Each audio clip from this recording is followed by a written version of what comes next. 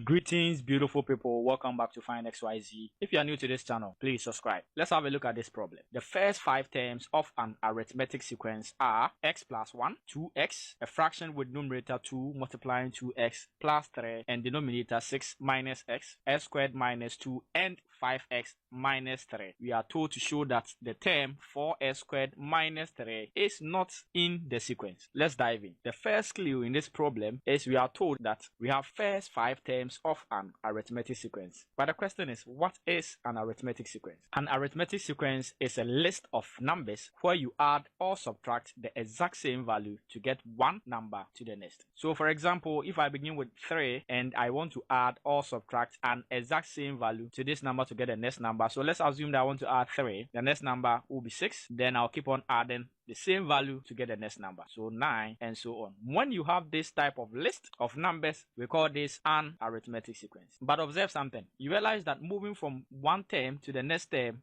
we add an exact same value. So from 6 to 9, I'll add the exact same value, that is 3. But if I want to reverse this process, the opposite of addition is subtraction. So if I want to come back, I have to subtract 3, and if I want to come back, I also have to subtract 3. This is one feature of an arithmetic sequence where there is a constant difference between consecutive terms. So if I pick consecutive terms, we are going to have a constant difference, and this is what we refer to as common difference. So common difference is where we pick consecutive terms from the sequence and we subtract. Because we are getting the exact same value for that, we call it common. And because we are subtracting to get it, we call it difference. So the word common difference. So for example, 2 consecutive terms, so 9 and 6, then I subtract. So always 9 minus 6, and it's giving us 3. And it doesn't matter which consecutive terms you pick, you are going to get the exact same value, which is known as the common difference. So we are going to rely on this feature to get the value for x. So I'm going to pick the first 2 consecutive terms, which is x plus 1 and 2x. So since I'm coming backwards, I'll subtract. So I'll pick 2s minus s plus 1. This is the common difference. And because we know it will be the same regardless of whatever consecutive terms we pick, I would want to pick the last 2 terms. And since I'm coming back, I would also have to subtract. So it should be the same as 5x minus 3 minus s squared minus 2. This is common difference for 1. This is also another common difference. And since for arithmetic sequence, we always have a constant difference between consecutive terms, we are going to rely on that to find the value of x. So let's solve for x. So I'm going to distribute the negative inside the bracket. So this will give us 2x minus x. Negative and positive will still give us negative 1. Is equal to, similarly, I'll distribute the negative inside this bracket. So I have 5x minus 3. Negative times x will give us negative s squared. And negative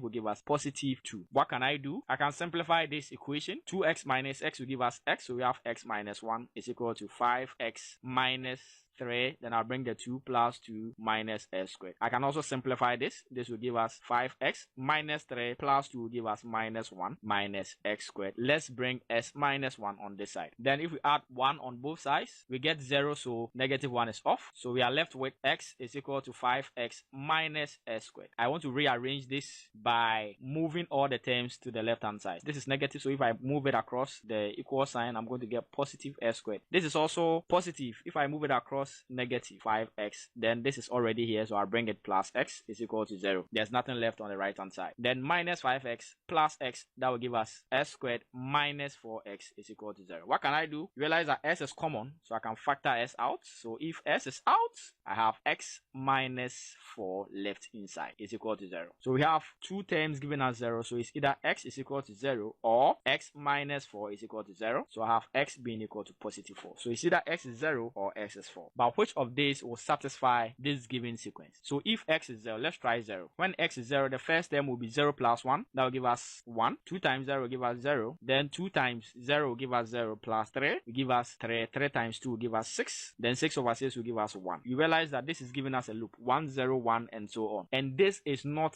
an arithmetic sequence. We initially defined arithmetic sequence as a list of numbers where you add or subtract a value to get one number to the next. This is not an arithmetic arithmetic sequence, so we can't accept x as 0 as our value of x. So let's try x is equal to 4. So if x is equal to 4, we substitute x as 4, so 4 plus 1, that will give us 5. Then the next number, 2 times 4, that will give us 8. So we can clearly see when we add 3 to 5, we get 8. Let's see whether it follows the pattern. 2 times 4, that will give us 8. 8 plus 3, that will give us 11. Then 6 minus 4, that will give us 2. So this will give us 11 because 2 divides 2. So we are left with just 11. So you realize that when I add 3 to 8, I'll get 11. So you can clearly see that this is indeed an arithmetic sequence by adding a certain fixed value to get the next number. So we have concluded that x is equal to 4. So this is a valid solution. However, we were not told to find the value of x. We were rather told to show that a certain term, which is 4s squared minus 3, is not in the sequence. How do we show that? We first have to know the exact value for 4s squared minus 3. But since we know x is 4, I can say 4 into bracket 4 squared minus 3. Then 4 squared will give us 16, so we have 4 multiplying 16 minus 3. 4 times 16 will give us 64. 64 minus 3 will give us 61. So the exact value for this expression is 61. But is 61 in the sequence? Let's find out. Now,